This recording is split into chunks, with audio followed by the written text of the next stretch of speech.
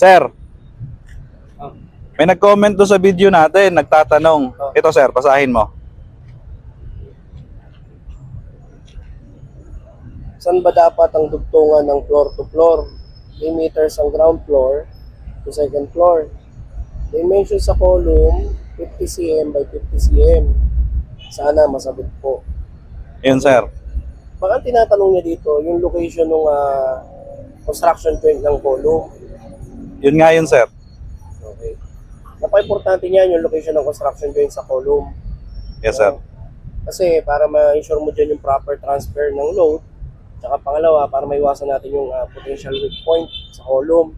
Okay. Okay. As per ACI, ang pinakamagandang location ng column sa underside ng beam. Okay sir. Okay? Sabihin doon sa ilalim ng beam, doon ang buhos ng column mo. Ngayon, pag yung column mo naman, didiretso pataas, Yes sir. third floor pa, Okay. ang pinakamagandang construction joint naman doon sa top of slab. Okay sir. ACI. Okay? Okay sir. Ngayon, nire-recommend din ng ACI, yung code, no, na before concrete pouring, dapat yung construction joint mo, buhusan mo ng